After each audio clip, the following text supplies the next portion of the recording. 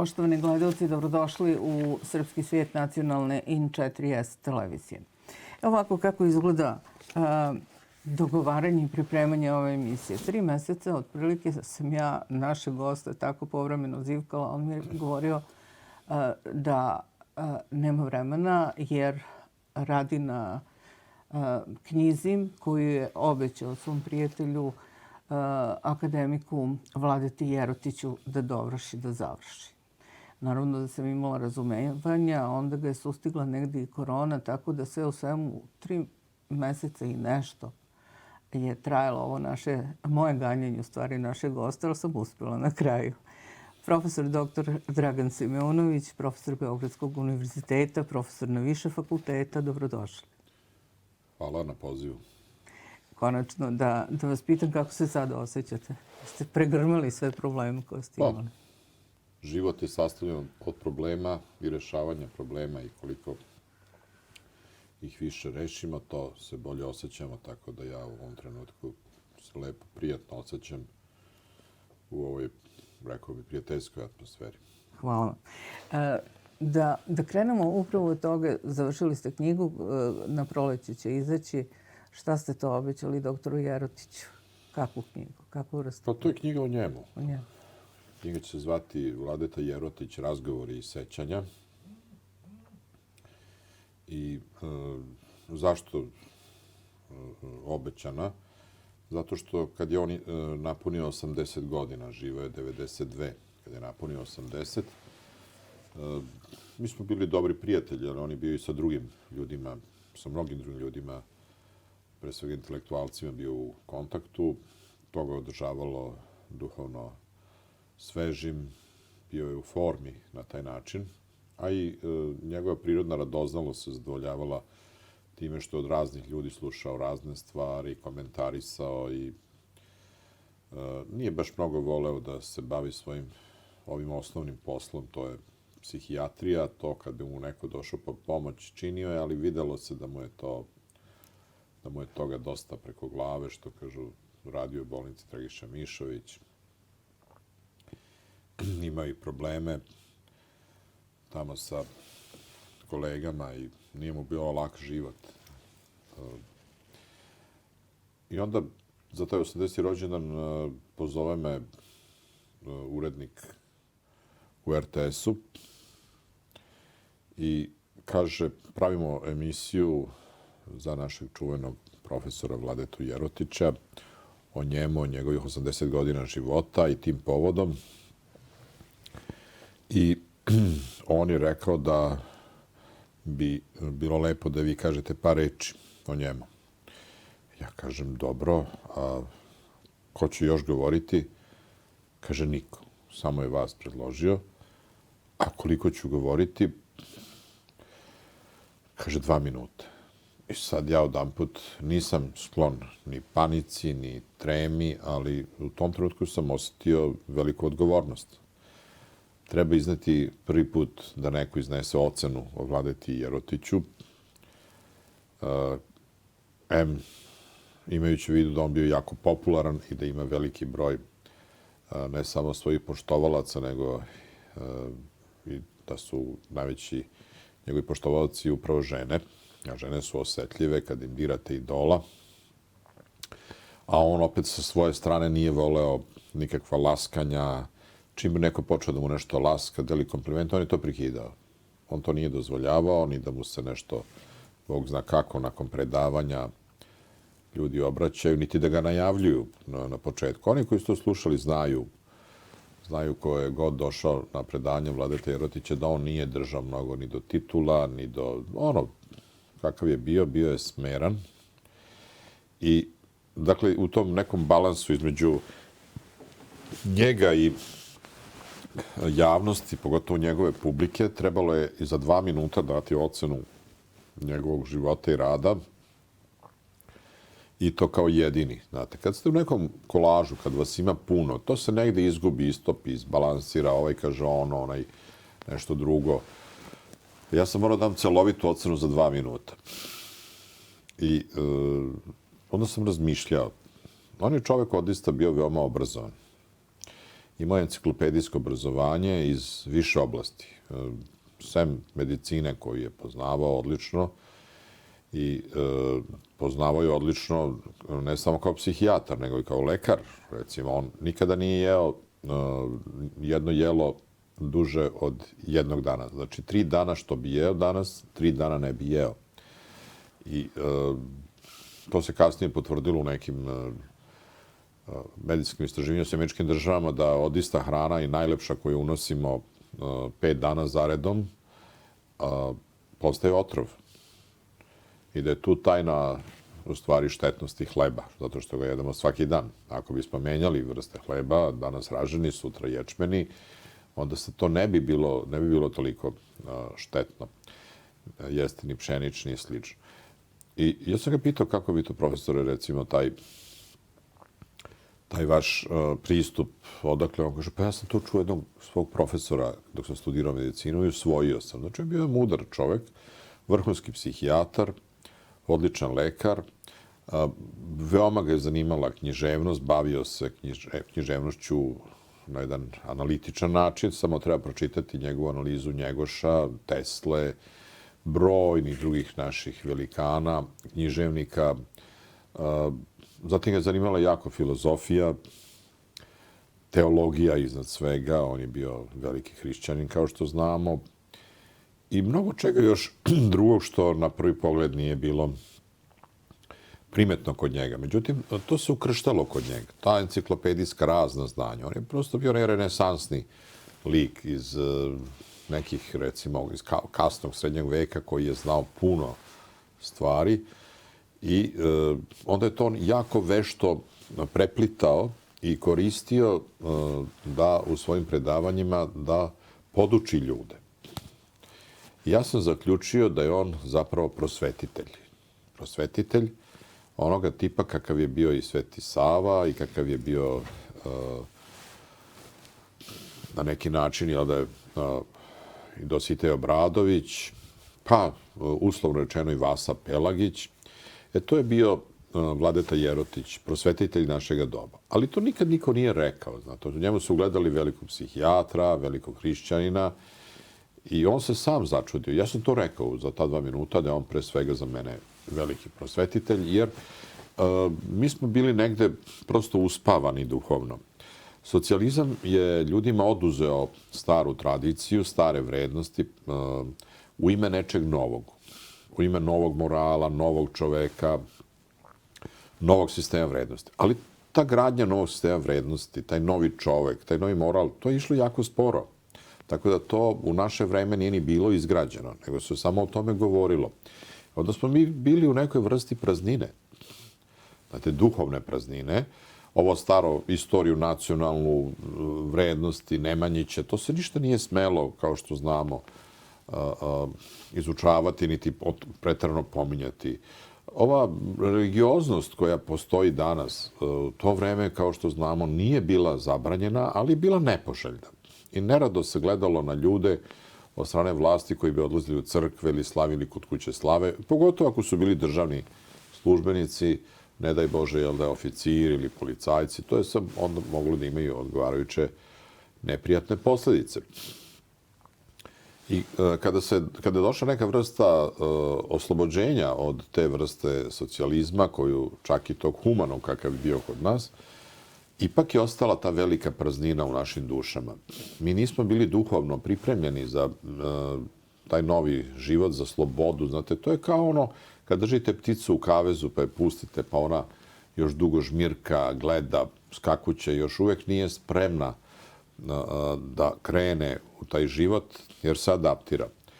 Tu je Vladeta Jerotić bio dragocen. On je nama doneo mnogo toga, kad je reč o duhovnosti, upravo generacijama srednjih godina, koje su tada bile masovnije nego danas i koje su bile već završile sve svoje osnovne poslove. Završile fakultete, oženili se, udali, razveli i tako dalje, imali decu i onda su osjećali potrebu za nekom duhovnom nadogradnjom i onda se pojavio on. Sa tim svim svojim predavanjima, sa podukama, sa dobronamernošću, sa istinitošću, sa blagošću, sa tolerancijom. Bio je drugačiji. Bio je drugačiji. Naprosto kao čovjek bio drugačiji, kao pojava. Onda sve to što je on govorio, to nije govorio u ličnu korist, nije naplaćivao kao što naši književnici, pesnici odu u Ameriku ili bilo gde na održe predavanje i odmah traže novac. On nikada nije tražio novac. Ja mislim da je on jako, jako skromno živeo. Znam da je celokupni akademijski dodatak koji je dobijao, a to je 1000 do 1500 evra, mesečno davao za kuhinje narodne na Kosovu i koje kuda. Znači, on je bio jako čovjek posvećen narodu. I on je odista čovjek srpskog naroda. Koliko god je on veliki, njegovo ime u inostranstvu ne znači baš mnogo. Znači, u pravoslavnim sredinama, u sredinama gdje se izučava pravoslavna misao, u tim crkvenim krugovima, da. Ali ovako, kao što znači u našem narodu, ne znači ništa. A posljedica je to upravo od njegove posvećenosti svom narodu. On je vidio da je naš narod neprosvećen. I on ga je prosvećivao. Malo psihijatrija, malo teologija, malo ove druge lepe stvari, književnost, filozofija i sve drugo što ide. I ja sam to dosta hrabro rekao da je on prosvetitelj. I on se začudio. Zvao me posle emisije i kaže, prosvetitelj? I dan danas pamtim taj njegov ton. Prosvetitelj? Pa zašto da ne? To je reč koja se nije mnogo koristila kod nas. Za označavanje ljudi nije ni bilo prosvetitelja. Prosvetitelj je bila komunistička partija. Ona je sve određivala. I ranije Dositej Obradović. Ona je određivala sve vrednosti i partijsko rukovodstvo i što kažu u davnim vremenima Dositej koji se pominjao kao eto nešto, čisto da se pomene, ne ukazujući njegov pun značaj. Kaže, pa zašto da ne? I onda me je pozvao, povodom 80. rođena bila organizovana jedna tribina u etnološkom muzeju na Studentskom trgu, da ja govorim o njegovom životu. Sad to više nije 2 minuta, ja sam morao da razne njegove knjige izlistam, da ovo, da ono, kao što je red za jednog tako velikog čoveka da se napravi jednog uglednika, da se napravi jedno izlaganje o njemu. I govorio sam je. I on je vidio te sve moje beleške. Ja nisam imao toliko vremena da to sad sve nije bilo kompjutera kao danas u tom smislu reči da je to jako dostupno. Onda sam ja to sve prosto na neki način malo beležio, malo kucao. Ali sam se snalazio u tim mojim papirima. Tako je to nekad bilo za konferencije, pa posle kucaš, radi i tako. On to pogleda i on kaže, pa vi ste toga dosta zabeležili. I ja tad mu kažem, pa možda bih jednog dana nešto i napisao vama. A on kaže, a ja znajući njega da on to ne bi dozvolio za života, ja kažem, jednog dana sam tako. A on je shvatio i rekao je, pa posle moje smrti, ali nemojte odmah, neka prođu 2-3 godine. I evo, prošle su 2-3 godine, ja tu knjigu o Vladetu Jerotiću hoću da objavim, tako se zove, razgovori i sećanja. Naše razgovore koje smo mi često vodili i sećanja moja na njega.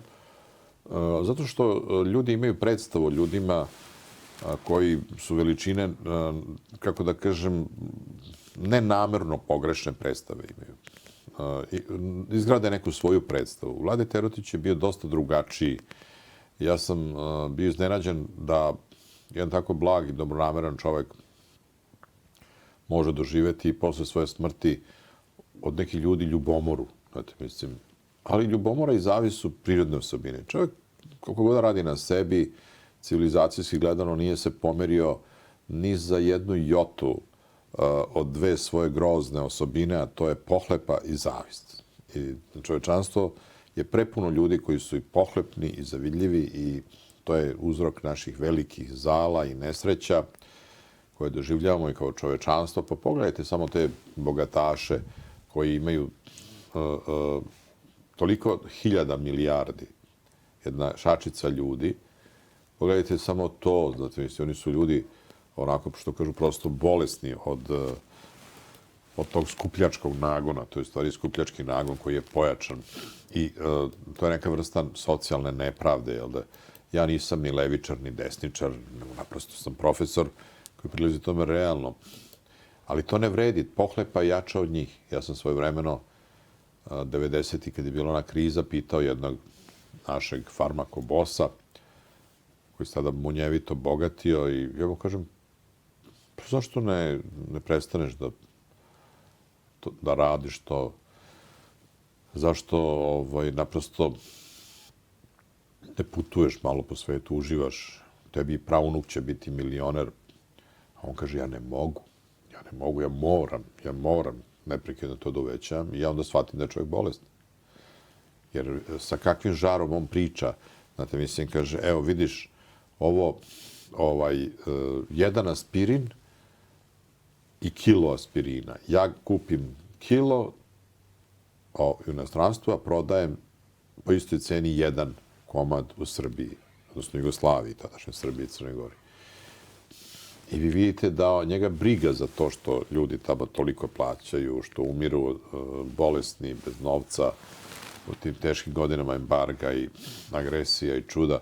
I pogledate njega i pogledate Vladetu Jerotića, čiji je život ispunjeniji. Vladeta koji je sav svoj novac davao ljudima. On je čovjek, kad vi uđete kod njega, stan imao stilski nameštaj. Divne fotelje u Duvorezoni iz građanske porodice, predratne. Otac mu bio predratni činovnik, državni. A kad odete u toalet, on ima kanap. Kanap koji je toliko usijan od povlačenja. I ja kažem, profesore, pa hoćete da vam ja, to rekao imaju na strancu za 10 eura, a kaže, nećete vi meni to kupovati. Rekao, slažem se, ali naći ću vam nešto. Kaže on,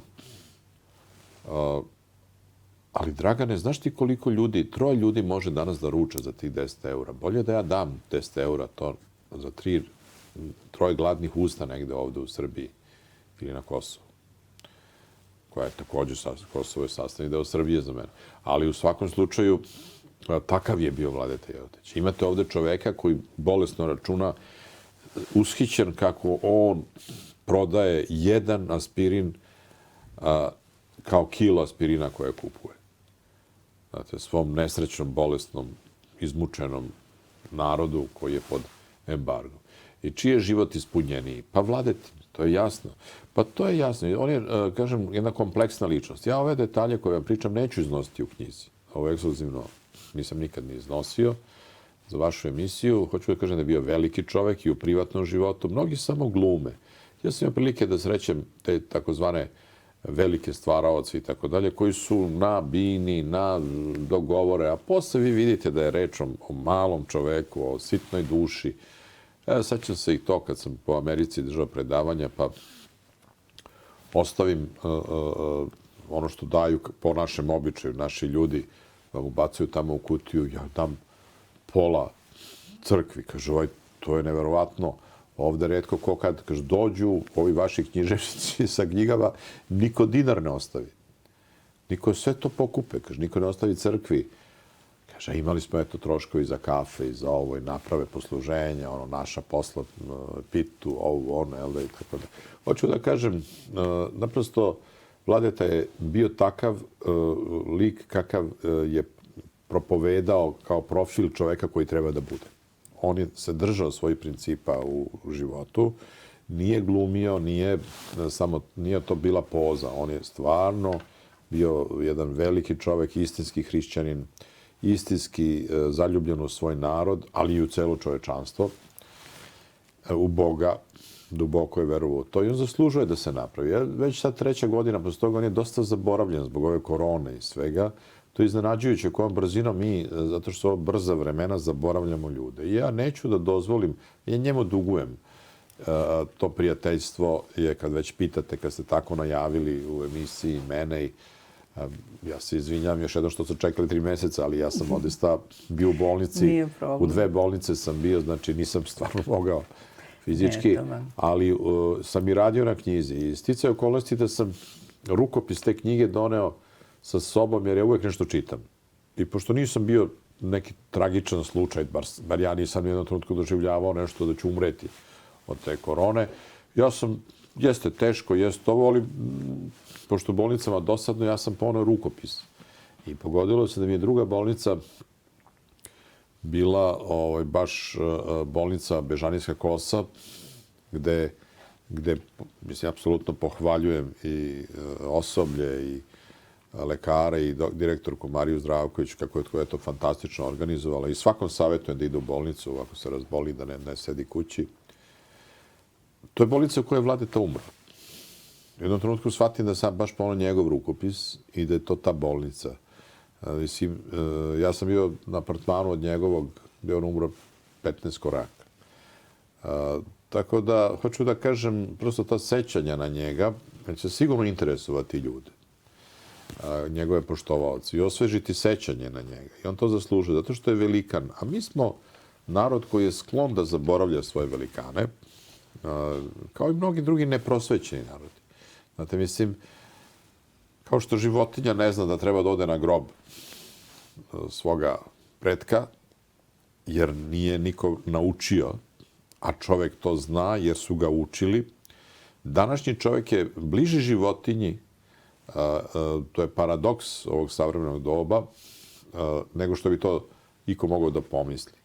Zato što upravo mi više ne idemo na grobove naših predaka. Mi ne poštujemo velikane jer smo neprosvećeni. Verujte da su ljudi bili na tom planu prosvećeniji pre 50 ili 100 godina se to išlo, održavalo. Jer stara asirska poslovica kaže: ko ne poštuje i ne pamti svoje mrtve, on ne može da osmisli svoju budućnost, jer stalno, ako ne gleda u grob, ne shvata da će i on umreti. I tako dođe smo do priče o vašem pradedi. Pa, moj pradeda, u stvari rođeni stric moga rođenog dede, je jedan od likova u mojoj najnovijoj knjizi. Ja sam srećan što je takav jedan lik u mojoj porodici. Je bilo mnogo dobrih ljudi. On je neobičan zato što je on... A ko je on? On je Dimitrije Begović, to je po majici. On je čovek koji je jedan od vođa Topličkog ustanka. 1917. su podigli u Toplici, Jablanici i uopšte na jugu Srbije Srbi jedini ustanak u Evropi. Nešto malo su pokušali Irci uz pomoć nemačke vojne obaveštene službe da podignu ustanak u sred Britanije. To je trebalo 2 dana. Ovde su podigli ustanak i oslobodili hiljade i hiljade kvadratnih kilometara. Ustanička vojska je brojala 12.000 ljudi. Držali su prostor od Kopaonika do Niša. Imali su svoj glavni grad, Prokuplje. I u svemu tome su ogroman doprinos dali Crnogorci koji su doseljeni u 19. veku, u koje spada i porodica moje majke, na osnovu ugovora između Crne Gore i Srbije, ali i ovako, spontano. Mi znamo da su se obe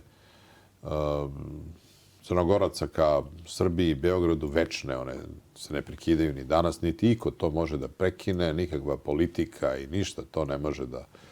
Ta ljubav prema Beogradu posebno, ali prema Srbiji je večna i sad u tom doseljavanju je jedan od mojih predaka nakon one istrage Kuča koju su sprovodili Petrovići, Mirko i drugi. Nažalost, u mojoj porodici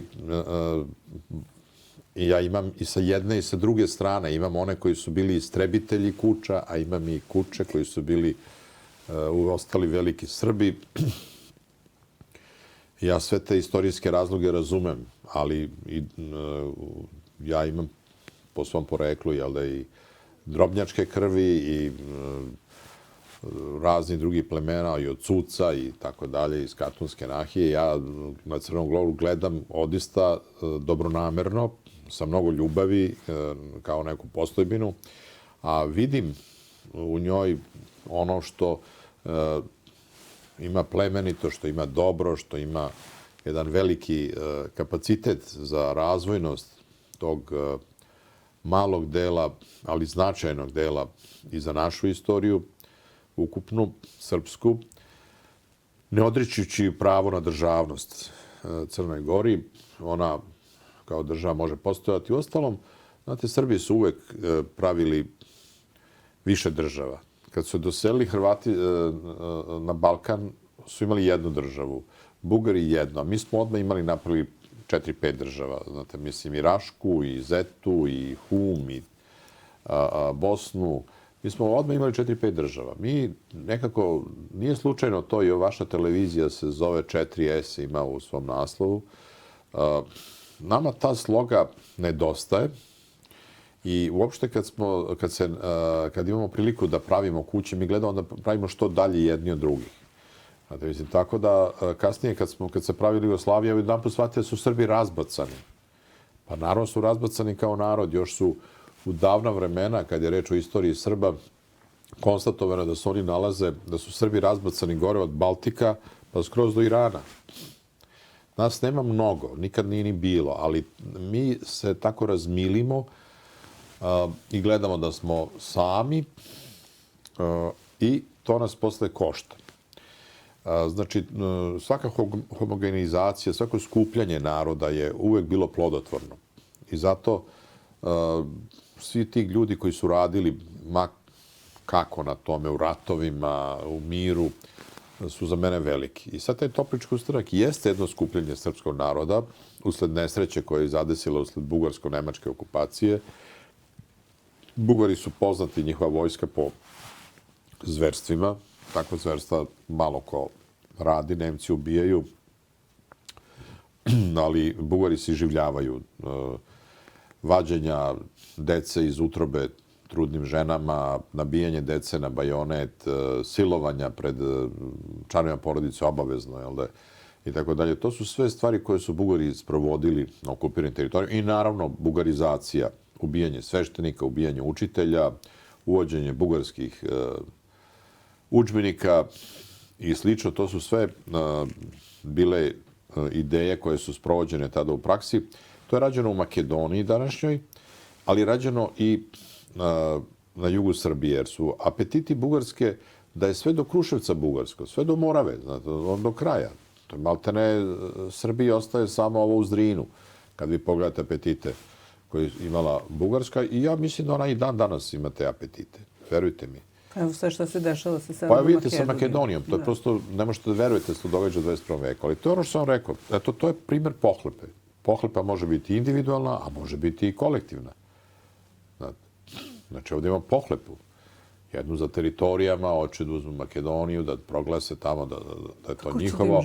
Ali oni hoće, pa ja sam bio pre 3 godine u sred Srbije na jednom naučnom skupu, upravo u Prokuplju, povodno Topličkog ustanka, došlo 2 Bugara i tvrdilo da je sve to tamo do Kruševca Bugarska velika, i to su ljudi koji rade u državnim službama, koji su njihovi diplomati, istoričari istovremeno. Očigledno su došli s tim zadatkom da to kažu u sred Srbije. Hrabrost im nije manjkala, ali to je pohlepa. Ali ni argumenti... Pa oni tvrde da su Srbi na njima izvršili genocid. Ja kažem genocid kada? I to naravno vešto na engleskom govore. Većina ljudi tamo u Prokuplju sali to ne zna. Onda sam ja uzeo da pitam. Dvojica referenata. Jedan to priča. Ja kažem, izvinite, a kad je bio taj genocid? Kažu, u srednjem veku. Aha. Pa rekao, u srednjem veku pojam genocida nije bio još prihvaćen. Bila su ta ubijanja, klanja među feudalcima oko teritorija. To što su čas Bugari oduzimali deo neke teritorije, čas mi njima, čas ovi, čas Vizantijci, to se ne može nazvati genocidom. Znate, mislim, sigurno da se ne može nazvati genocidom. I mislim, ako je nekad došao neki bugarski vojnik, stigao, ne znam, do Kopaonika ili do Morave, šta sad to znači? Da je sve gde su oni kročili da je njihovo. Pa šta bi trebalo da kažu Italijani na osnovu Rimskog carstva? Pa oni bi trebali da uzmu i Britaniju onda da traže i ovamo, ili Grci na osnovu toga što je Aleksandar Makedonski stigao jako daleko na istok, šta sve to da traže. Znate, mislim, to su te opasne političke pohlepe. Toga se treba čuvati, znate. I ja mislim da je prosto naša tragedija bila uvek to što smo opkoljeni nekim narodima prema kojima se odnosimo dobroćudno, praštajući im, i to je izraz naše neprosvećenosti. Mi recimo, vi nećete verovati da mi nemamo institut za proučavanje, evo, Albanaca, nemamo institut. Nama bi bio dragocen institut za proučavanje hrvatskog pitanja, Hrvata. Mi bismo bolje razumeli te narode. Bugara. Ali mi imamo institute za proučavanje velikih sila. Jer mi zamišljamo da smo mi velika sila. Znači, mislim, mi smo jedan mali narod, ali državotvoran i sa vrlo visokom svešću i sa vrlo visokim nekim samopoštovanjem. Jer mi pogledajte, znate, mislim, kad se takmičimo na bilo kom prvenstvu, nas se interesuje samo prvo mesto. Ako neko uzme drugo i treće, to nije ništa. Znate, ja sam pričao sa nekim Švajcarcima, Česima, pa kažu, naša reprezentacija se sprema, pokušat će da uzme od 5. do 8. mesta. Oči im blistaju. Naši ne bi ni učestvovali. Naši velikog Novaka Đokovića, ako nije prvi, odmah im nije po volji. Odmah ga grde. Mi imamo osjećaj veličine. I ja sam dugo razmišljao odakle nam taj osjećaj veličine, a zapravo smo mali narod. Pa ja sam to nazvao carska svest. Mi imamo carsku svest koju nam je održavala crkva, a carstva više nigde nema, ali nam je ostala carstva svest. I mi gledamo kad igramo košarku, da su to Amerikanci, da pobedimo Ruse. Da nas ne interesuje da pobedimo neke manje. Kako sad igramo, Boga mi, dobro je da i manje možemo da pobedimo, ali kad god smo jaki, mi hoćemo, i to je uvek te velike sile čudilo, zašto mi hoćemo baš s njima da podelimo megdan i da ih pobedimo, drugi računaju na poraz, na jedan častan prosto odnos u igri. A to je ta carska svest koja nam je ostala od carstva, samo nam je to ostalo. Nije nam ostalo ni obrazovanje, ni snaga, ni brojnost. Tako da, kad govorimo o mom pradedi, sve je to potrebno pomenuti unapred da bismo razumeli tu carsku svest, to uzdizanje srpskog naroda, pogotovo, kažem, doseljeni Crnogoraca, koji su naseljeni na granici prema Turskoj da bi se borili protiv Albanaca i Turaka. Ali se desilo da su oni borili protiv Bugara i izginuli masovno su Crnogorci iz Toplice i Jablanice vrlo hrabro. Iako su oni tu bili generacija 2, 3, oni su se hrabro borili, dali ogroman doprinos tom ustanku. I naravno i Srbi, svi iz tih krajeva su vrlo značajni, ali prosto kažem, zbog krvne osvete, zbog svega su se oni doselili i oni su starinom Spajići iz Kuča, znači koji su po dolasku po ocu promenili ime, to je bio Tomica Begov Spajić. I kako je tada bio običaj kod Srba, naročito u Crnoj Gori i Hercegovini, da se po ocu čovek imenuje, da se kaže Marko Miljanov, jel da, ili šta ja znam. I u Rusiji dan danas to je obavezno srednje ime, ali tada je bilo samo po ocu. Jer samo je nekada u davno vremena samo su plemići imali prezime. Međutim, to je bilo po ocu, pa se tako kasnije pretvaralo u prezime. Tako da su to Spajići iz Kuča, koji su jedini koji nose prezime Begovići po Tomičinom ocu. On je imao 4 sina, jedan od te 4 sina je Dimitrije Begović. Sva 4 su poginuli.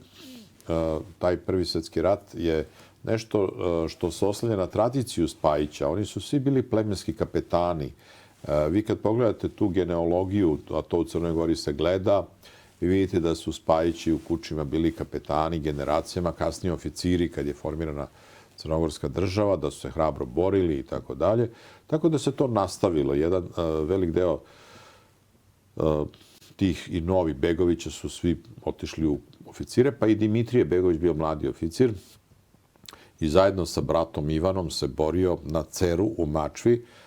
Interesantno je da su obojica ranjeni.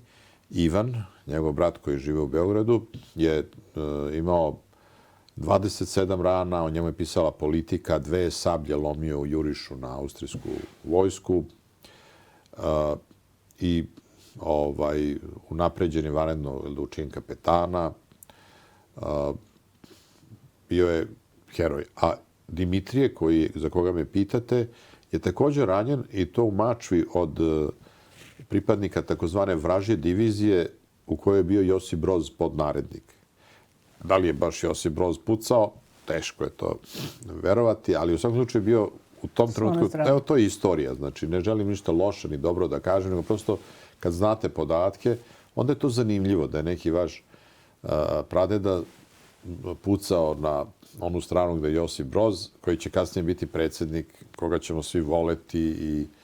Ne baš svi. Ne baš svi, ali kad kažem svi, mislim na sve narode. Pa Srbi su ga najviše voleli, molim vas. Oni su ga i održali na vlasti. Oni su ga i održali uvek na vlasti svojom pokornošću i tako. Ali u principu, dakle, on se vraća kao ranjen, ono kako je bilo posle bolničkog na kućno lečenje. Tu ga zatiče ono povlačenje naše vojske. Ti naši oficiri koji su ostali nasukani kao ribe na suvom su prema dogovoru koji je prethodno napravljen u Užicu od strane pripadnika generalnog štaba i vojne službe bili spremni na gerilsko ratovanje. To se u to vreme zvalo, komite su se zvali ti ljudi ili četnici, ali četnici nešto više što je vezano za Drugi svjetski rat kao termin, a komite su vezane za Prvi svjetski rat. I koliko je taj termin komita zapravo sada aktualizovan i zloupotrebljen u Crnoj Gori u odnosu na izvorni? Pa, znate šta, vi se možete nazvati kako hoćete. Vi možete da kažete za sebe i da ste heroj, ali vi ste ono što drugi vide u vama. Nikada ne treba sam sebe čovjek da proglašava ni za šta pa ni za komitu, jer, kažem, nismo mi ono što mislimo o sebi, već što drugi misle o nama. Nas drugi vide i drugi nas ocenjuju i zato pametan čovjek se uvijek trudi da neko drugi za vas kaže da ste junak ili... Znate, imaju ono, ko se hvali, taj se kvari. Sebe predstaviti kao komitu jeste predstaviti sebe kao junak. Jer su komite bili borci za slobodu. Ja ne vidim u Crnoj Gori da nema slobode. Prema tome, to je u ovom trenutku pominjati komitizam i komite. To bi značilo odmetanje u planine, četovanje, borba protiv okupatora. Gde vi vidite okupatora u Crnoj Gori? Iz Majbaha u šumu. Pa, ne bih baš, što kažu, precizirao, ali nekako tako dođe. Znate, mislim, kao samo hvalisanje. Znate, to reći za sebe da je neko da je komita. Znate, to je kao kad ljudi kažu za sebe da su vitezovi. Ja, junak, ja, vitez. To su stvari koje se ne govore za sebe. To mora neko drugi za vas. Znate, to je isto kao kad bi žena rekla za sebe da je lepa. Na neki način izaziva podsmeh. Pusti da drugi nešto nađe u tebi, neku vrednost. I to mnogo više vredi ako bi drugi nešto nazvao. Ali ja kažem, čisto tehnički gledano, ne vidim nikakve uslove ni razloge za komitsko, nego se radi o jednoj frustraciji. Da je neka grupa ljudi izgubila vlast i to je uvek izaziva veliku frustraciju, veliku patnju, jer vlast pruža čovjeku veliko dobro. Ona mu omogućuje velike privilegije. Ono što je neprocenjivo, to je osjećaj nadmoći. Ljudi koji imaju moć nad drugima, to doživljavaju kao važnije od zlata. Oni su uvaženi, oni su poštovani, oni na kraju sami poveruju da su nešto posebno, zato što se tako odnose oni koji su niže od njih u rangu. Jednog dana kad izgube to, a u demokratskom veku kakav je ovaj, to se događa po dogovoru. Smena vlasti je sasvim prirodna i moguća i poželjna i česta I tada treba imati snage. Tada se vidi ko je karakter. Što bi rekli, na muci se poznaju junaci.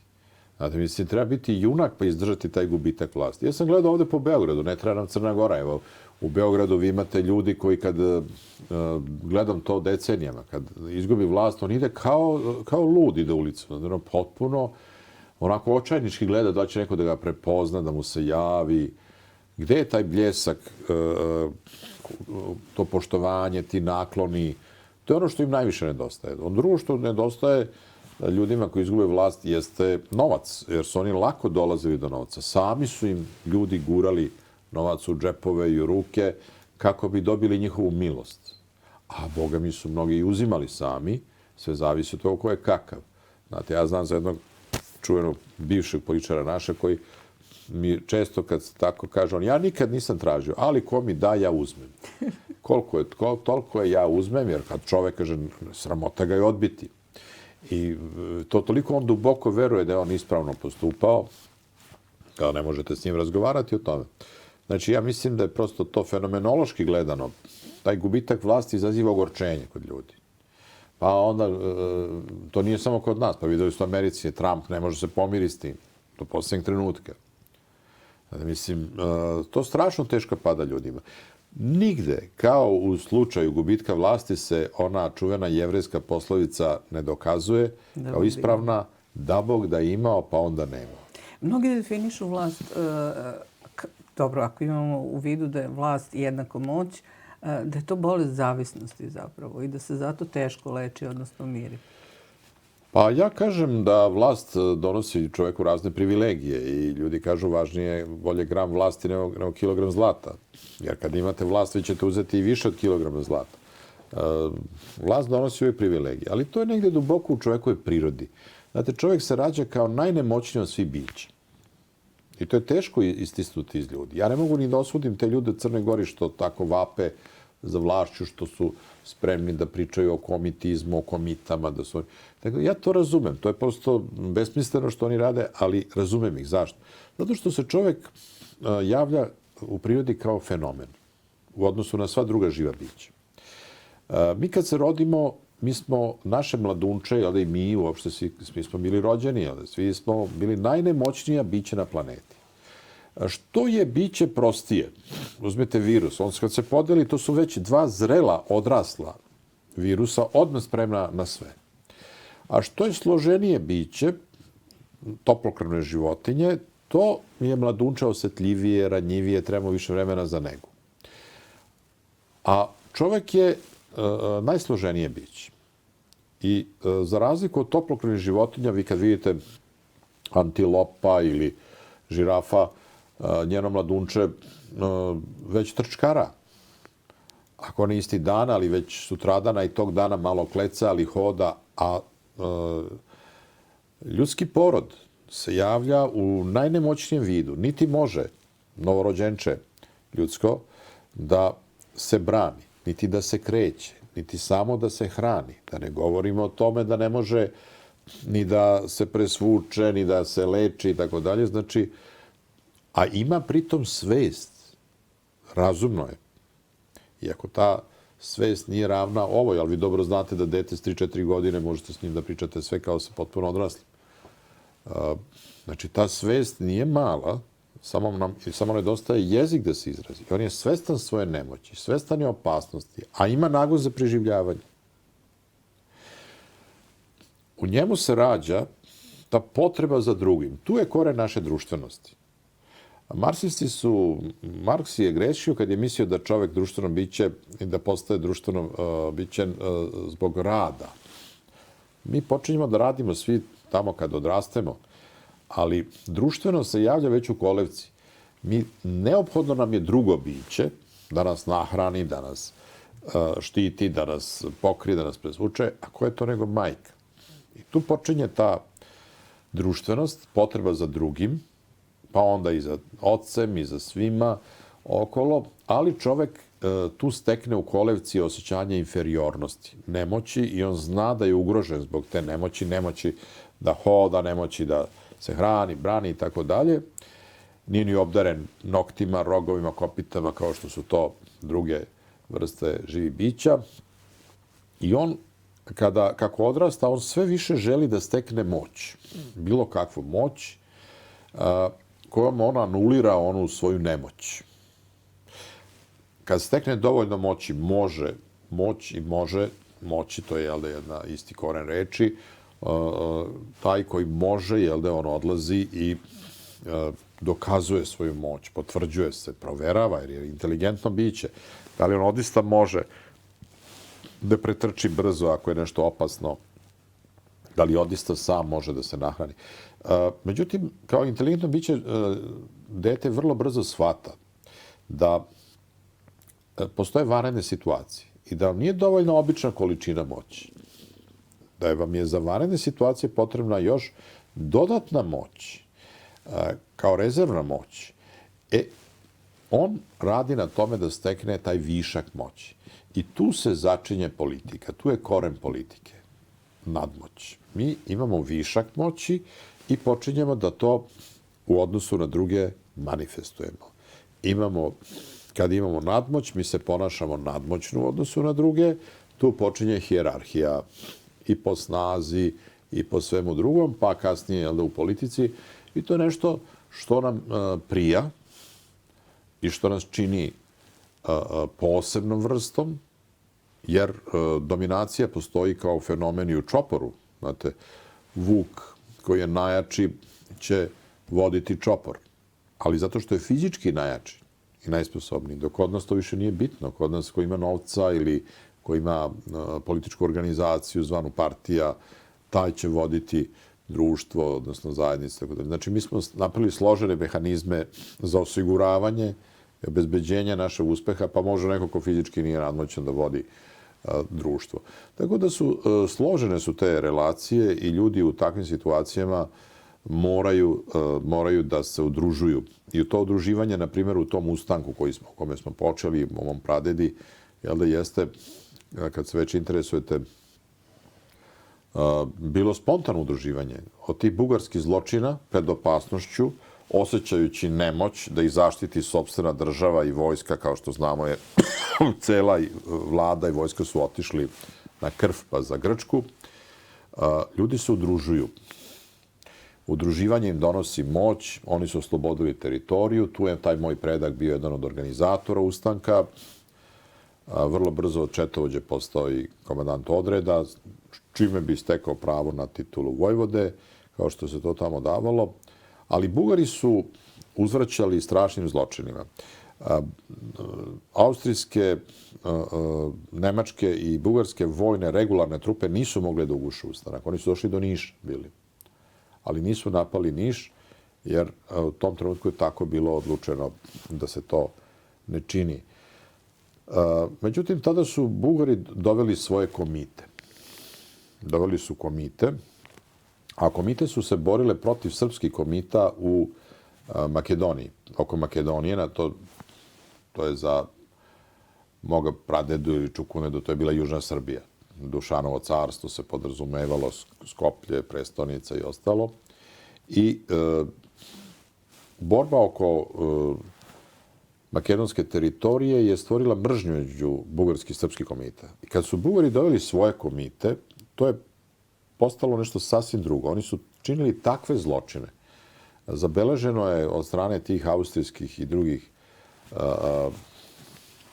trupa da kako su izašli iz voza, bugarske komite su odmah redom ušle u prvo srpsko selo i sve redom klale, i decu, i žene, i ostalo. I tako su redom klali, ubijali, pljačkali, imali su trupe za silovanje, ko siluje danas, on 2 dana jede meso, pa 3. dan opet ide da siluje. I tako dalje. Tako da su menjali rasu, ali su bili brutalni, vadili oči, ljude su žive zakopavali u zemlju i narod se uplašio. Drugo, došla je zima. Narod se uplašio od tih zločina. Oni su išli po principu nude pare, ko hoće da izda, njemu nude novac i praštaju mu što je bio u komitama. Ko neće, njemu ubijaju celu porodicu, sve što zateknu kod kuće, pa meni je ubijeno 36 To je relativno mala porodica koja je stavila na selu 36, niko živ nije ostao 100 godina, tamo nikog živog nema. Mi smo imali jednu liniju u Beogradu, to je ta iz koje ja potičem, jer Crnogorci za Beograd, to se moralo se otići, da neki odu za Beograd, a neki koji su imali više sklonosti, ovamo u Jablanicu, gde je Dimitrijev otac, moj čukundeda, otvorio kafanu, mlin, bio ni on pošao iz Crne Gore kao sirotinja, što misle ljudi u Srbiji da su ljudi dolazili to kao migranti, pa on je došao i odmah otvorio kafanu u centru i mlin. Znači, bili su to plemenski oficiri, kapetani. Prema tome, hoću da kažem da u tom udruživanju pred tim zverovima koji su činile bugarske komite sa svojim zločinima, u tom ozverenju te situacije, on se poneo na jedan način koji njega sad čini jednim od, kako to tamo piše na sajtu, najveći junak Topličkog ustanka. Kako? To je priča u 3 čina. Prvi čin je to da kad su njemu Bugari saznavši od jednog izdanika gde mu se nalaze žena i deca sakriveni, oni su, bugarski pukovnik mu je poslao pismo u kome kaže ako ne predaš četu, ti ćeš, ubićemo ti ženu i 4 dece. I daje mu rok 48 sati, a njemu nudi život. On kaže, ti na konju prođi prvi, a ove ćemo samo zarobiti, nećemo ih ubijati. Što je naravno bila laž, jer Bugari su, zašto bi rizikovali da neko zarobljavaju, ko ima oružje, pucaće na njih. On je dobio to pismo. Niko nije znao od njegovih vojnika, jer on kao komandant, on čita pisma, niti se čita pred običnim borcima. I on je odgovorio u posljednjem trenutku. To je jedna strašna dilema. Ja ne znam ko bi danas imao takvu dilemu. To je šta je Šekspir i šta je Hamlet prema takvoj jednoj dilemi. S jedne strane trudna žena i 4 dece, 3 sina i ćerka. Najstariji je imao 8 godina, a najmlađa ta koviljka 2 godine. A s druge strane 109 vojnika. I on piše, Dimitrije Begović odgovara bugarskom pukovniku, kaže, sve ovo oko mene su nečija deca. Pretiš da ćeš mi ubiti decu. A oko mene su nečija deca. I kad su ih majke slale ka meni, govorile se, čuvaj mi dete, čuvaj mi sina. I ja sam obećao. A obećao sam i moje porodici da ću ih čuvati. Ali evo, vi ste ih uhvatili, nisu više u mojoj zaštiti. Ja 109 tuđih sinova i tuđe dece, bilo je 36 žena u tom jablaničkom odredu i njegova rođena sestra je bila. Ja 109 tuđe dece da menjam za moje 4 ne mogu. Ubijte, i piše, baš ovim rečima, ubijte ih, jer ćete ih i onako ubiti kao što ste ubijali i tuđe i druge. A srpski oficir se ne predaje. Niti ću predati četu, niti ću predati sebe dok sam živ. I bugarski pukovnik, razjaren takvim odgovorom, naredi 22.000 ljudi su ubili Bugari gušeći ustanak na jugu Srbije. Spalili su na stotine sela i gradova. To je kao da su streljali, znate, u Kragujevcu pa puta 5. To je prosto genocid jedan bio, u kome se malo zna. Zašto? Zato što je na čelu toga ustanka bio Kosta Pećanac, koji je kasnije zbog svoje, on je bio u Prvom svjetskom ratu junak, a u Drugom svjetskom ratu je bio, kolaborirao je sa Bugarima i zbog toga je bio nepopularan i kod ne samo partizanske vlasti, nego i kod četničkih. Njega je gonio Draža Mihajlović da gubi. Prema tome, pominjati bilo šta što je imalo veze s Pećancem, zato i Toplički ustanak se ne pominje, 100 godina, tek sada se pominje, iako je jedan herojski otpor, to treba da se ponosimo, jedini imamo slobodnu teritoriju u Evropi u Prvom svjetskom ratu. Nije pominjan zbog Pećanca. Pa i moj pradeda je praktično bio, njemu je Pećanac bio komandant. I, kažem, u tom zločinu bugarskom koji je nastao, taj komite, jedino 4 dece koje su živo spalili, su spalili njegovu decu. Bilo je malo da ih ubiju kao ostale, nego su mu ženu trudnu rasporili joj stomak, izvadili na bajonet sina u 7. mesecu trudnoće, nerođenog sina, to je 5. dete, ženu još živu i to 4 dece gurnuli u jednu pojatu blizu sela Gajtan, blizu Prolom Banje. Tu su ih spalili. Bugarski lekarski izveštaj pokazuju se deca u grču toliko splela oko majke, u grču umiranja, da nisu mogli da ih razdvoje mrtve, nego su ih seljani, narod ih je sahranio sve u jednu raku u selu Gajtan. On je naravno posle toga, kakav je bio veliki junak, onda se još više borio, svetio i tako dalje. A kad je prišao kraj ustanku posle godinu dana, upravo sada, evo na današnji dan, tu negde je on poginuo kao žrtva izdaje. Izdaja je postala masovna, 40.000 leva su davali Bugari za njegovu glavu. Ja sam to našao, pošto pravim o njemu isto jednu studiju, jednu knjigu manju. To je bilo dovoljno da se kupi kuća na spratu u Prokuplju ili obična kuća u Nišu. I plus da se oprosti sve ono što je neko koji je izdajnik činio. I jedan od tih najviđenijih izdajnika u tom kraju bio je izvesni Mihajlo Raonić, koji je izdao mnoge. I to se nije moglo sakriti, jer su Bugari terali izdajnika da ide ispred njih i da on ljudima koje je izdao saopštava da se predaju. Oni nisu samo na prepad, nego opkole, pa onda tog koji ih izdao pošalju. A on kao bivši komitat, taj Raonić je koristio to što ljudi tad nisu imali ni telefone, ni čuda, nego kretao bi se po selima, kao i mnogi drugi ti izdajnici, i predstavljao se kao komitat koji je odmetnut od svoje čete, pa traži priliku da se poveže s njima i tako je saznavao. I to imamo u raznim dokumentima, nesporno je dokazano da je i on izdao Dimitrija Begovića, a Dimitrij Begović je, taj moj pradeda, od mog rođenog deda po majci rođeni stric, on je bio kao i sve komite, razbijeni su bili jer je zima u manje grupice. Jer je to tamo Radan planina i uopšte te planine su listopadno je drveće i tu ne možete se zimi kriti baš mnogo. Tako da su oni imali te skrivnice, te zemunice skrivnice i kad ih je izdao ovaj Raonić, on je doveo Bugare. 22 Bugarina je bilo prema grupici komita, 22 na jednog.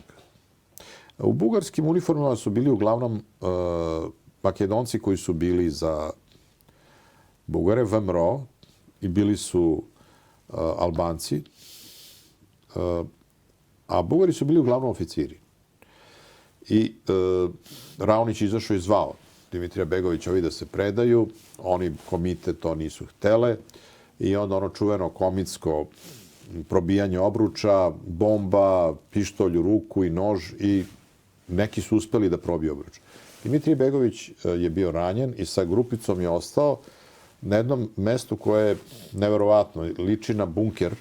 U sred ovako šume poljane imate jedan prirodni bunker visok 6-7 metara.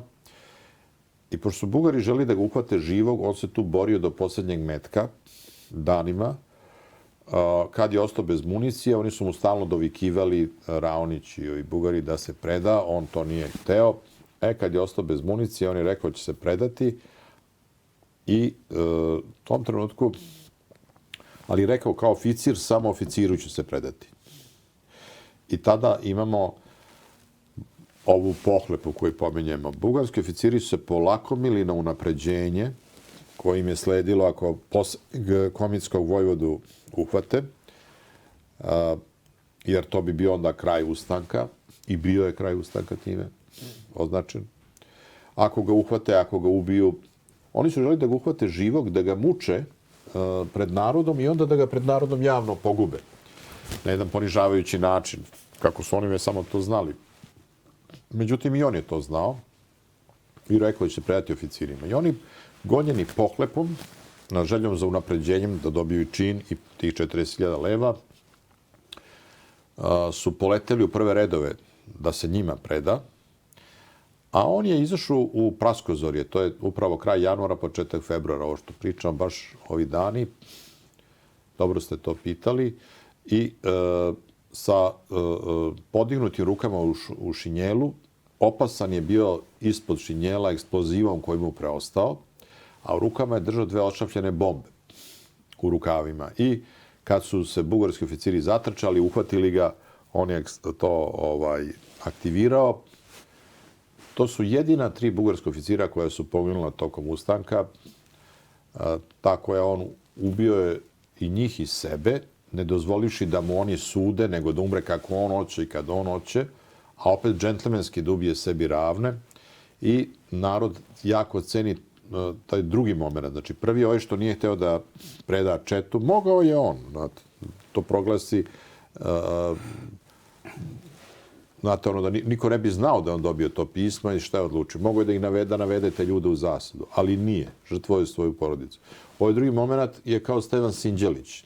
Pogibija, sebe raznosi, glava mu je samo ostala, Bugari su mu nabili glavu na kolac, nosili po selima i govorili, evo, nema više vaše komadanta, nema više ustanka, smirite se. Ali tu im postoji treći moment priče koji će razumeti vaša publika u Crnoj Gori posebno, a to je sestrina osveta. Sestra, nezadovoljna time što vlast ne dira izdajnika, je rešila da uzme u svoje ruke, da uzme pravdu. Ona ne shvata da je kralj Aleksandar morao da proglasi opštu amnestiju i ona ne želi to da shvati. Da bi on Slovence, Hrvate prosto držao Jugoslaviju na okupu, nije mogao da im sudi, jer su oni tu uništavali, ubijali, ali onda mora da oprosti i Srbima, izdajnicima, kao što je bio taj koji izdao Dimitrija Begovića. I šta je uradila? Pošto nam je ostalo još malo vremena do pauze. I ona je tada, pošto je bila komita, bila je pre rata u narodnoj odbrani, bila odličan strelac, bila je u svih 26 velikih komitskih bitaka, kada se pominje njeno ime. Kako se zove? Milica Begović.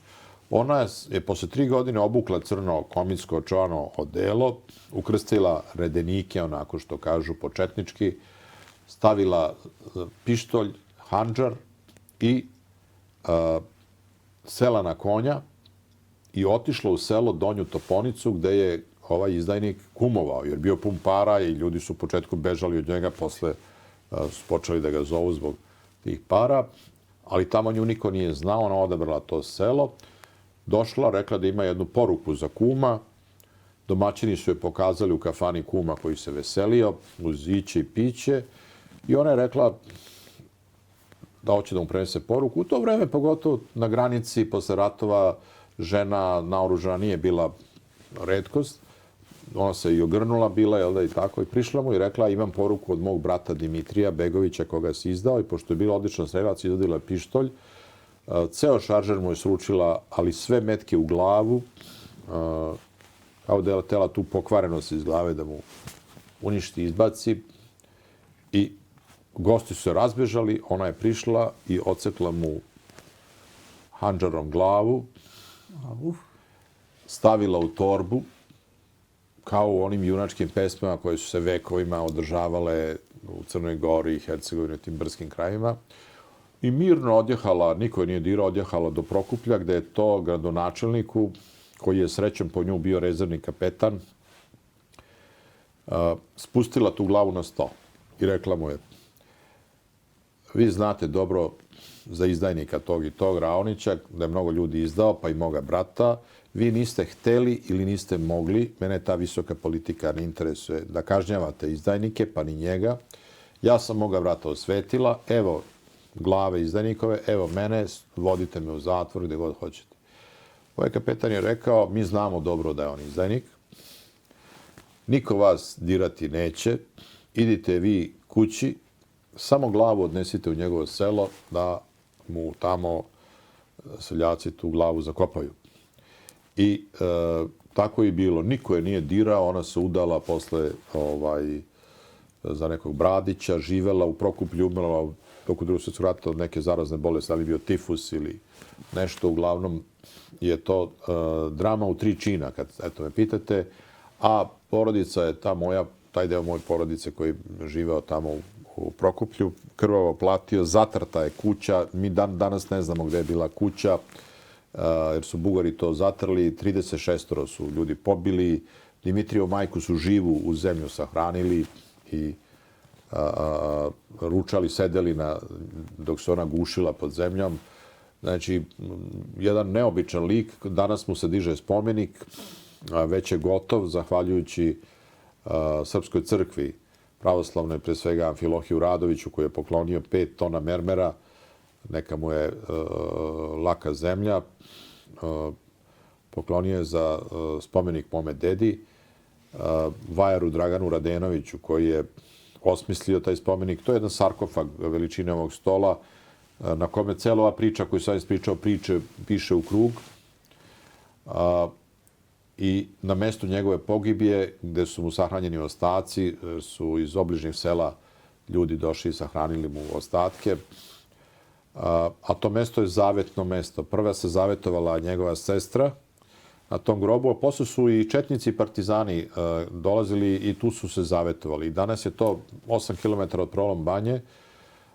Oni nameravaju i Prolom Banja i gradovi koji su tu blizu, Kuršumlija pre svega i ljudi iz tih krajeva, da tu naprave jedan spomen, jednu vrstu mauzoleja. Ja sam rekao, nemojte da to nosi njegovo ime, neka to bude mauzolej Topličkog ustanka, a njemu je dovoljno ovo što je učinila Srpska crkva i, moram priznati, Ministarstvo kulture, koje je dalo jedan skroman, ali važan iznos, jer je država time stala iza svog oficira, koji je dao život, i tako se eto ta priča sada posle 100 godina okončava. Jer ja sam bio, kao i svi mi iz porodice, malo ne ljut, ali onako povređen što za 100 godina niko se nije setio da da ime školi, ni ulica, ni u jednom selu, ni u jednom gradu ne nosi ime takvog čoveka koji je poginuo i dao sve od života do svoje porodice za slobodu, a imaju 3 obdaništa Charlie Chaplina na toj teritoriji. Znači, prosto, evo danas se ta nepravda ispravlja posle 100 godina. Kažem, hvala i crkvi i državi i ljudima koji su oko toga učestvovali, pa i ja sam se naravno tu angažovao, ali moram da priznam da je inicijativa krenula od države i od pojedinaca koji su ukazali. Dakle, ima slobodoljubivih ljudi, ima ljudi koji to osjećaju, koji tamo odlaze, planinari i tako dalje. I to će, ja sam siguran, vremenom postati sad posle ovoga jedna vrsta trajnijeg spomenika, jer ono što je dotad bilo, to je moj rođeni deda, jednu skromnu ploču od svojih skromnih sredstava i ogradio to gvožđem zbog životinja i da se ne bi gazilo. To je on svom stricu rođenom, jer nema ko bliži, pošto su mu deca ubijena. Eto, to je priča za koju ste me pitali. A ja sam vam zahvalna što ste podelili ove 2 priče o Vladeti Jerotiću i o Topličkom ustanku sa našim gledalcima. U drugom delu emisije ću vam malo o onim vašim stručnim procenama i ocenama. Hvala vam. Poštovani gledalci, napravit ćemo malu pauzu, a zatim se vratiti našem zagovorniku, profesoru doktoru Draganu Simeunoviću.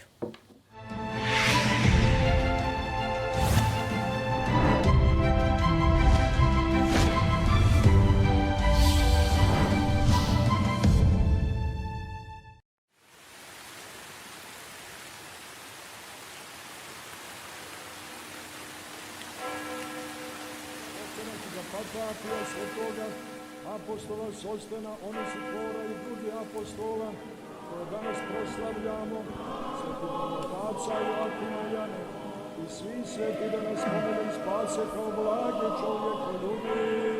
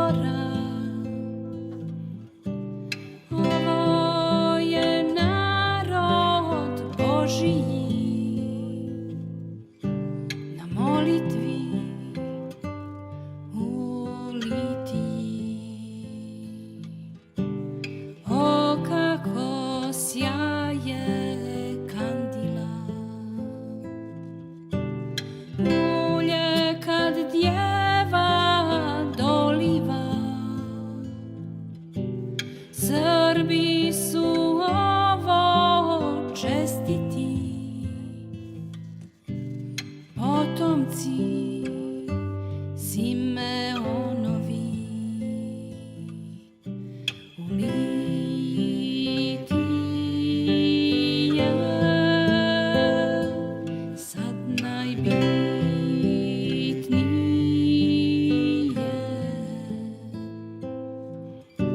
na molitvu crkve žive.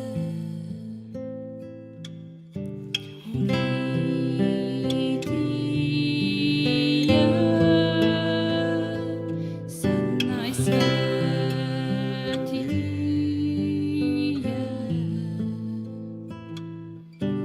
molitvom za svetinje.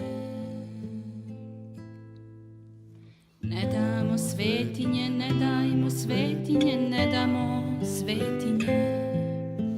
Čuvaj nas, Gospode, sačuvaj, Gospode, čuvaj nam svetinje. Gospodi pomiluj, Gospodi pomiluj, Gospode, smiluj se. Ne damo svetinje, čuvaj nas, Gospode, Gospode, smiluj se.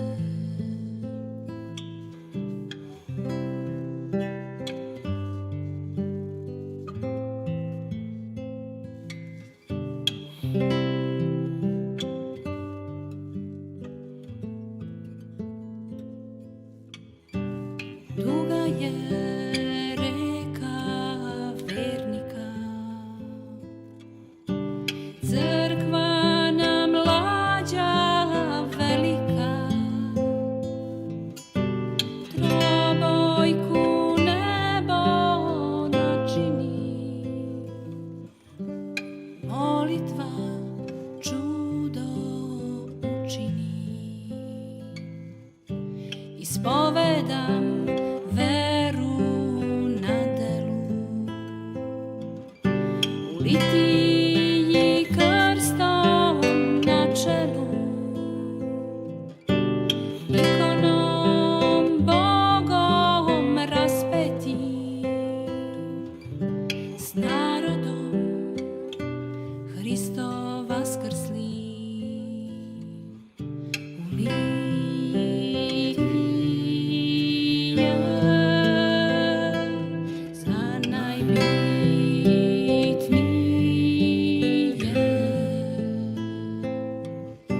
na molitvu crkve žive. U Litiji je sad najsvetije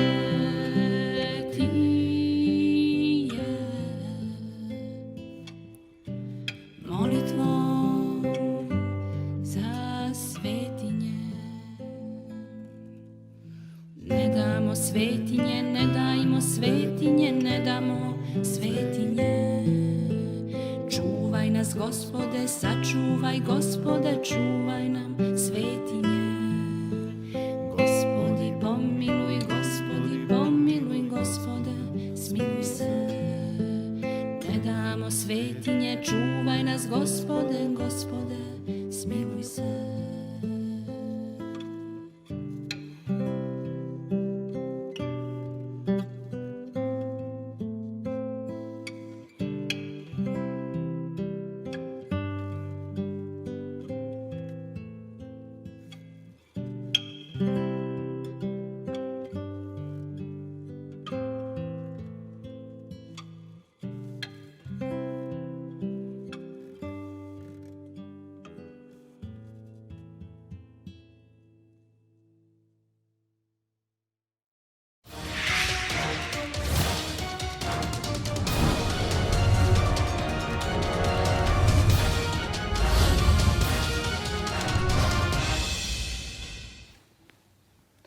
Poštovani gledalci, vraćamo se u Srpski svijet nacionalne In4S televizije. Gost nam je profesor dr. Dragan Simeonović, redovni profesor na Fakultetu političkih nauka, na Pravnom fakultetu i vršilac je dužnosti direktora Akademije za nacionalnu bezbednost. Na Fakultetu političkih nauka predaje predmet Uvod u političku teoriju i istoriju političke misli Srba i fenomenologiju nasilja. Na Pravnom fakultetu predmet Organizovani kriminal i terorizam na master studijama. Ja bih sada da počnemo da se bavimo ovim više nego zanimljivim oblastima koje vi pokrivate. Izdali ste 23 knjige, ako je to posljednja brojka. Dobro. Sve knjige su imale po nekoliko izdanja, prevedene su na 12 jezika. Školovali ste se, pored ostalog, na Univerzitetu u Heidelbergu. Tu ste doktorirali zapravo. Kao renomirani međunarodni ekspert i naučnik, dr. Dragan Simeunović je držao predavanje na svim kontinentima u preko 100 zemalja. Sa ukupno 5003 citata, bez autocitata, Dragan Simeunović bez sumnje spada u najcitiranije domaće naučnike iz oblasti društvenih nauka. Ima i potvrdu u dokazu Univerzitetske biblioteke Svetozar Marković. Sad, ono što je najintrigantnije u vašoj biografiji je da ste konsultant i saradnik Svetske banke, Ujedinjenih nacija i OEBS-a za više oblasti, kao i Ministarstva spoljnih poslova Srbije, regionalni koordinator i ekspert. Kako se zove sad ova organizacija? Pa, mnogo ih je bilo. Ja sam praktično radio za sve međunarodne organizacije, sem za Međunarodni monetarni fond. Aha. Za sve značajnije. A zašto sam se opredelio? Pa to je dosta neobično. Zato što u moje vreme su ljudi gledali da uđu u neku partiju, tad je bila komunistička partija, i da preko komunističke partije dobiju stan, da dobiju neku funkciju. Ja to nisam hteo, zato što je dobar deo moje porodice u inostranstvu. Naime, ja sam pola-pola. Moji su i partizani, ali je veliki deo iz građanske, te buržojanske porodice, prosto otišao. Nisu oni bili neki zlikovci, nego su prosto nisu u tom novom poretku se dobro osjećali i otišli su da žive u inostranstvu. Zašto ste se vi školovali u inostranstvu, a vratili u Srbiju? To je prosto To fenomen. je posle. Ja sam pre toga nisam hteo da budem partijski čovek, da budem u komunističkoj partiji neki funkcioner, nego sam hteo da budem ekspert, da budem stručnjak. Jer sam shvatao da će mi to, što mi je veliki broj pripadnika moje porodice, moj rođeni deda, ujak, tetke, žive u inostranstvu. Ja znam da iako su moja porodica je dakle kontra. S jedne strane oficiri, a ovamo emigracija. I ja sam znao da to niko neće gledati što su ovi oficiri i partizani, nego će se samo gledati ovo što su ovi u emigraciji. To je ona čuvena priča kao onome što je posle rata bila dva brata, jel da? Pa onaj jedan je bio partizan, jedan četnik, i ovaj što je bio četnik stalno je napredao jer je stalno govorio imam brata partizana kad je pisao karakteristiku. A ovaj je stalno propadao jer je morao da piše imam brata četnika. I tako je to, ja sam to procenio. I to je srpska tragedija zapravo. Srpska tragedija sam procenio da za meni nije pametno da ja tu ulazim, pa ako i negde uđem, ja to držat će me nisko. To je ono, on ima tamo u inostranstvu familiju i gotovo. I držat će me nisko, šta će to meni? Ja sam onda se rešio da radim nešto drugo. Tada su mnoge moje kolege uzimale da o Kardelju, o Titu pišu, da veličaju to. Ja nisam to hteo. Ja sam uzeo da se bavim jednom temom koja me privlačila, to je politička nasilje, moć, nasilje, ovo o čemu smo mi pričali u prvom delu emisije, te fine mehanizme da izučavam. Mene je uvijek privlačila neka kombinacija književnosti i filozofije. I onda sam to našao na političkim naukama, u dovoljnoj meri, jer najveća moć u politici. Zašto Nemačka? Pa iako sam ja mogao da budem na Oxfordu ili Cambridgeu, jer je moj rođeni deda teo to da finansira, koji je živeo tamo, ja sam niko kao otišao u Nemačku. Zašto? Pa niko kao Nemci ne zna šta je sila. Nažalost, mi smo to osetili. Niko ne voli silu kao Nemci. I niko nije pisao toliko mnogo o sili i nasilju kao Nemci. I o moći. Pa Nietzsche, volja za moć, pa svi ostali. Znači, ja sam otišao u pravu zemlju. i odista sam mnogo toga naučio u Heidelbergu, koji je jedan predivan univerzitetski grad, koji je pre nego što smo mi čekali Turke na Kosovu, već imao nekoliko generacija diplomiranih lekara i završenih studenta drugih fakulteta. Stari univerzitet sa ogromnom tradicijom, imalo se šta naučiti, iako sam ja otišao kao i svi Srbi sa idejom da ja sve znam. Međutim, kad sam otišao tamo, ja sam vidio šta sve se čovek može još doučiti i to sam sve upijao. Velika je stvar kad vi odete, ustanete ujutru i kažete ceo dan je moj i možete ceo dan u biblioteku i ceo dan sa profesorima. Tako da sam ja, zašto sam se vratio? Mogao sam da ostanem jer je tada nas istočnjaka, kako se to govorilo, bilo malo. Tad nisu mogli ni Rusi, ni ovi drugi da putuju Rumuni ili Bugari ka Nemačkoj, a mi koji smo dolazili iz Srbije vrlo malo išlo za Heidelberg i za Nemačku. To je uglavnom zagrebačka tradicija bila. Naši su uglavnom išli za Englesku, Ameriku, profesori. I ja sam imao lepu ponudu da ostanem. Ali sam se vratio zato što, kao što sam se uvek vraćao, ja sam u životu stotinak zemalja posetio. Mnoge su zemlje lepe, mnogi su narodi divni, ali ja nisam našao ni jednu zemlju i ni jedan narod, iskreno govoreći, gde bi se ja bolje osjećao nego ovde, potpuno svestan svih naših nesavršenosti. I verujte mi, kad naši ljudi ovako sami sebe osuđuju, oni uopšte ne znaju da su i drugi narodi takvi. I mi uopšte nismo loše smešteni. Mi jesmo neka periferija Evrope, ali to je Evropa. Ne treba mi da ulazimo u Evropsku uniju da bismo se potvrđivali kao Evropa. Pa mi smo zapravo jugoistočna Evropa. Taj naziv Balkan ja ne volim. To je neki turski naziv za Bugarsku planinu koji se rasprostor po celom regionu. Pa ne treba nama to. To je ružan naziv. Ne zna se tačno ni šta znači. Nije to med i krv kao što se to prevodi, jer ja sam 4 godine predavao povremeno i u Turskoj, pa pravo da vam kažem, nisu oni sigurni da je to baš njihov naziv, nego naziv koji su oni usvojili. Jugoistočna Evropa za ovaj deo sveta, kad kažete, tačno se zna gde je, šta je, koliko se prostire, ima pristojnu klimu, imamo od prirode i vode i ruda i svega, kao što znamo. Ne treba mi da budemo nezadovoljni kao narod.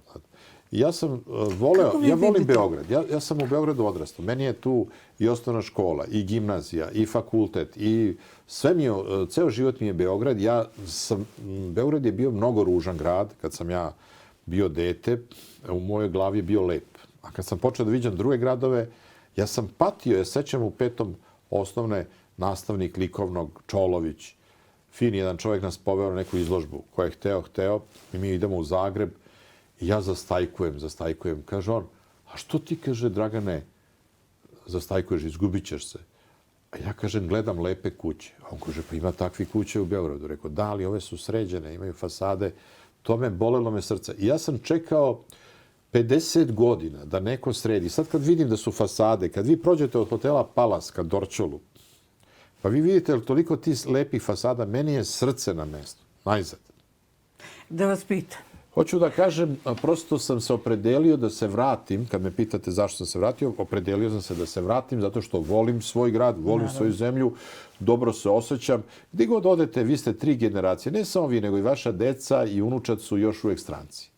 Znate, to sve, svi su fini prema vama, ali vi ste tuđeni. I ja to nisam hteo. Šta nama fali ovdje? Apsolutno, i ovako nas malo sve manje ima zapravo. 21. vek na ovom prostoru. Kako procenjujete rasplet situacije? Da li 21. vek može da bude, ja sam idealista, isto tako, da li može da bude vek prosperiteta? Ne govorim sad o horoskopu koji kaže, ne znam, vreme vodolije, pa konačno neki prosperitet, procvet i tako dalje. Nego govorimo realno i vašoj proceni. Mislite na našem regionu? Na našem regionu, apsolutno. Ja mislim ovako, kao i u celom čovečanstvu, kao na celoj zemljenoj kugli, prosperitet i regresija, to je nazadak, napredak i nazadak idu paralelno. Ceo svet će napredovati, ali će u nekim stvarima i nazadovati. Ja sam to pokazao sa ljudskom prirodom.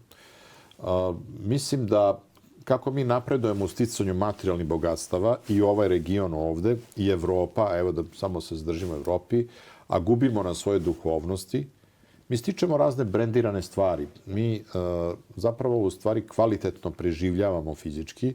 Imamo, ne znam, automobile, lepe stanove, dobru odeću, dobru hranu i mi smo time zadovoljni, ali nemamo vremena za svoju duhovnost.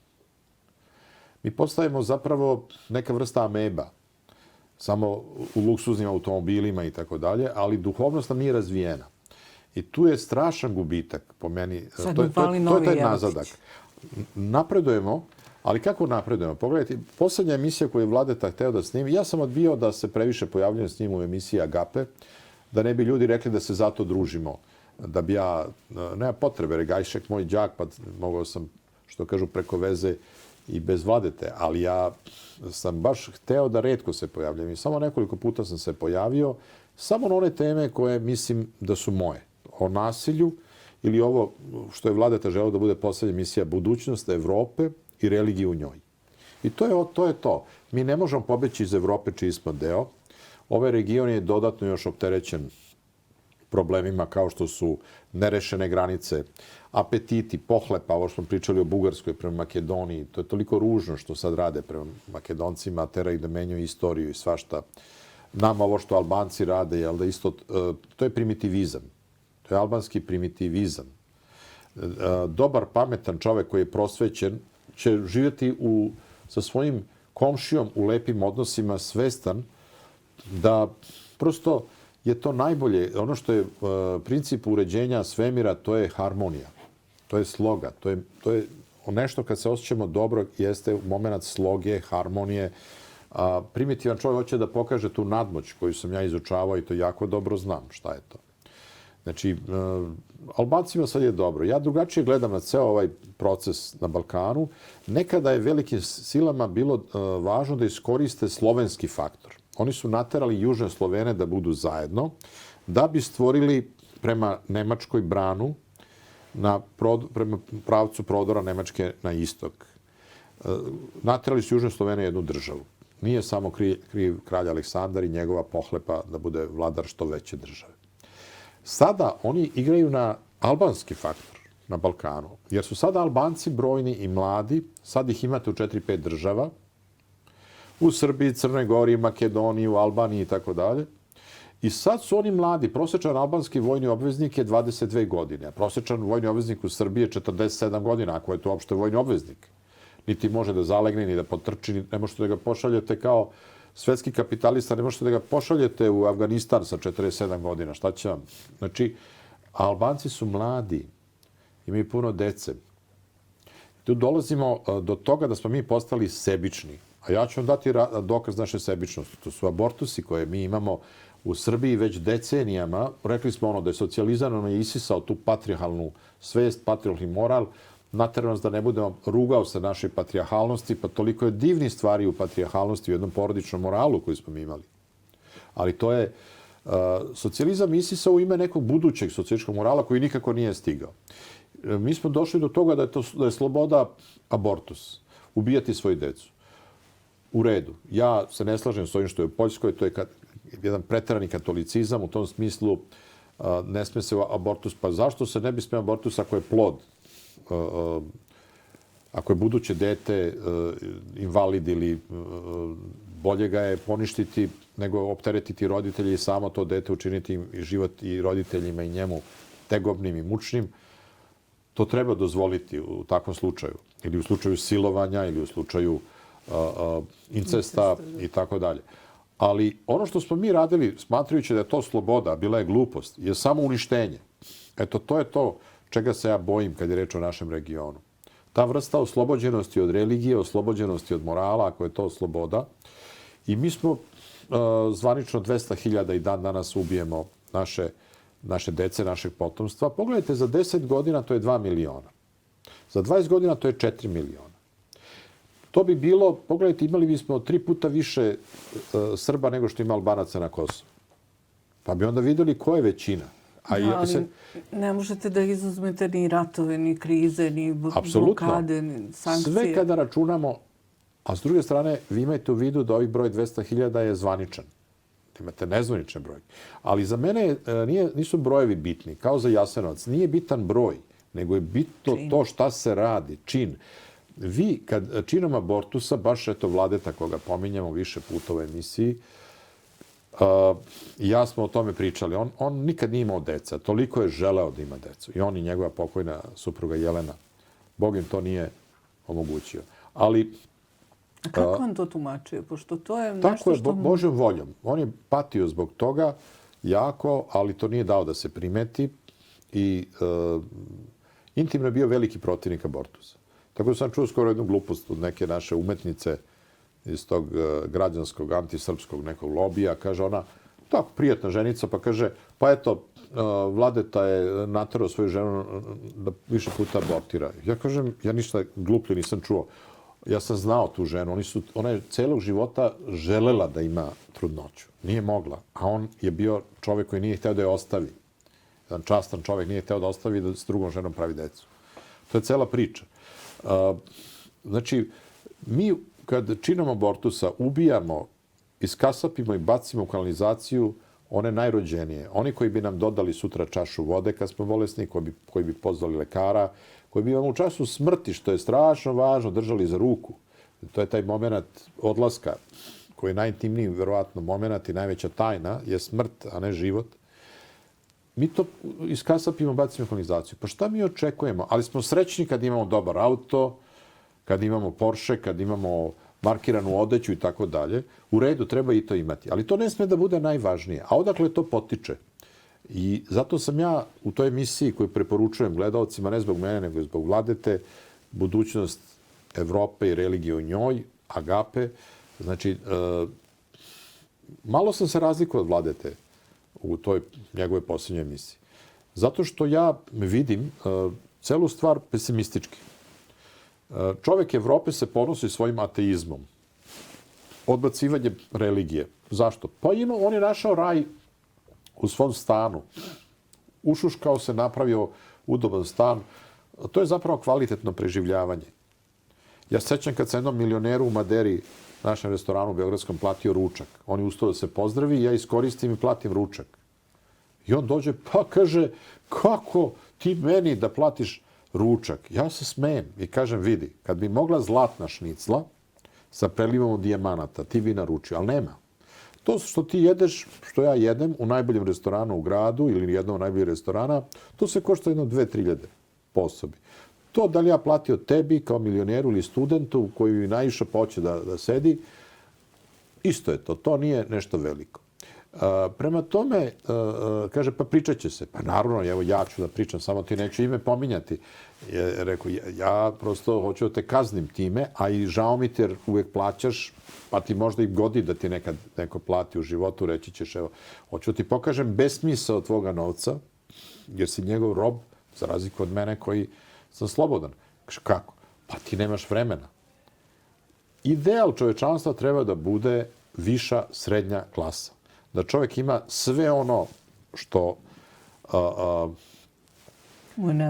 je neophodno, da ima to kvalitetno, da ima dobro stanovanje i udobno sve u životu, da ima para i za letovanje i zimovanje, da ima i rezervu za daj Bože i za ne daj Bože. Treba vam novi auto ili nova kuhinja, imate. Treba vam za ne daj Bože lečenje, neku operaciju na stranstvu, imate. Znači, i to treba da bude kraj.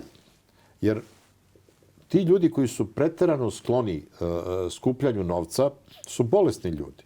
Verujte mi, ja sam, kad kažete radio sam na Svetsku banku, ja sam se nasretao tih, ne samo milionera, nego i milijardera.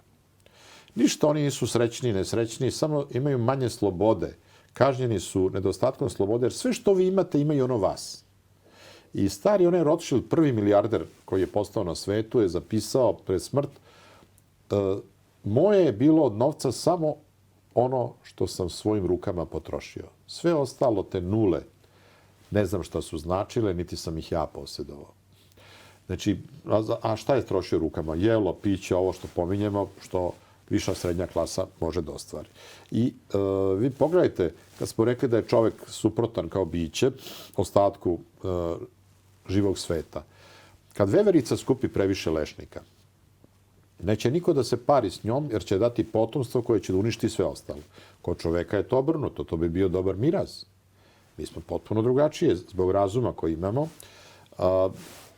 Mi te pojačane nagone ovde na Balkanu, u regionu, imamo i kolektivno i individualno. Kada je reč o pohlepi i o svemu drugom. Skupljački nagon, kao i svaki drugi nagon, kao seksualni nagon, može biti pojačan, normalan, oslabljen. Tako i skupljački nagon. Mi smo nekad u preistoriji ljude sa pojačanim seksualnim nagonom smatrali obdarenim od Boga, onda smo videli da prave štetu, siluju nam decu, žene, pa smo ih onda kažnjavali, zatvarali, pa pokušavali da lečimo. Danas ih držimo iza nekih rešetaka i zovemo ih seksualnim manijacima. Ja verujem da će jednog dana tako svet postupati s tim ljudima koji te milijarde skupljaju manijakalno, a čineći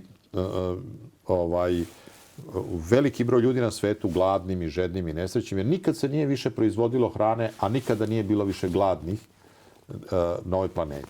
I to je sudbina i Evrope, ateistički, ostavljena bez Boga, sa strahom od smrti.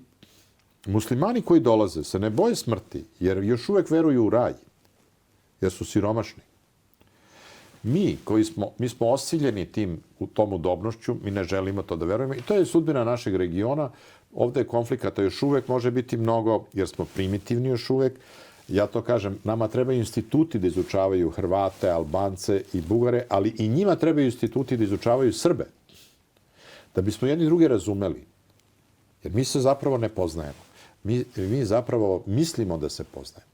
A ako bi se bolje ispoznavali i ako bi prosvećeni ljudi mogli više da odlučuju, time što će uticati na političare, verujte da bi sve bolje bilo. Ovaj bi region mogao da bude jako dobar, kvalitetan deo Evrope, bio u Evropskoj uniji, ne bio u Evropskoj uniji, on bi mogao da živi svoj život, upravo kroz ova ulaganja, kroz ekonomiju, kroz biznis, kroz taj suživot.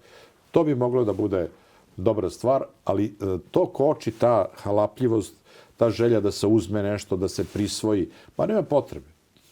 Dajte da i mi napravimo neku mini Evropsku uniju, dajte da mi... Ali, kažem, potrebno je razumevanje. Bojim se da je zato potrebno vremena. Profesore, ostalo još minut jedan do kraja emisije. Mogli smo na mnogo načina da iskoristimo ovo vaše gostovanje. Međutim, pogledajte, ovo je zapravo dve strane nedotaknutih pitanja, teza.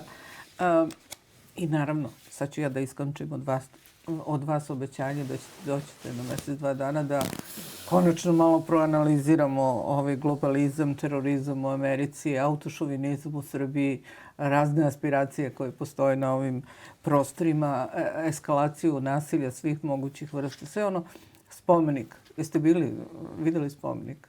Jesam. I mislim da je dobra stvar podići spomenik Stefanu Nemanju. Znate, ja mislim da je uopšte Beograd siromašan spomenicima. I rekao sam da sam kao dete patio što je Beograd bio ružan, u to sam ubrajao što nema dovoljno spomenika. A moram da vam kažem da se grad razlikuje od sela upravo po spomenicima kulture i da je Beograd ima sada sa svim ovim spomenicima nekoliko desetina tih javnih uličnih spomenika, dok jedan Beč, grad koji je naše veličine, pa čak i manji od Beograda, ima 40.000 spomenika na ulicama. I kako je lepo proći, stati. I znate šta, spomenik, to su govore kao udžbenici. Stanete ispred spomenika, pročitate ime, neki piše austrijski pesnik u tom i tom vremenu. Aha, vidite, ili filozof, ili nešto, ili podigao ustanak, general. Vi onda počinjete da pojmite tu kulturu i taj narod. I ja vam kažem, ja sam protiv bio kao dete, sam osjećao u stomaku neku čudnu nepravdu kad su komunisti rušili spomenike predratne, dizali nove. Ja sam slutio da će i njima neko jednog dana, i prošlo je... I desilo se. Samo par decenija posle toga ruše i Titove i druge spomenike. Ali meni je bilo muka tada. Ali ne treba, pa ni tada ne treba rušiti ničije spomenike. Treba da stoji spomenik iz svakog vremena i ako je taj čovek danas u nečim očima zlikovac, treba stati i objasniti detetu zašto se danas misli da je zlikovac, a zašto se onda mislilo da nije. I to je u stvari prava stvar. Imati spomenike, to znači imati svest o kulturi i veličini svog naroda. Hvala vam mnogo. Poštovani Hvala gledalci, vama. bio je ovo profesor dr. Dragan Semeunović, sutra sa nama. Otac Jovan Plamenac. Biće to jedna zanimljiva priča, jedna crnogorsko-srpska novinarsko-teološka priča. Budite sa nama sutra u 11. Svako dobro, prijatno.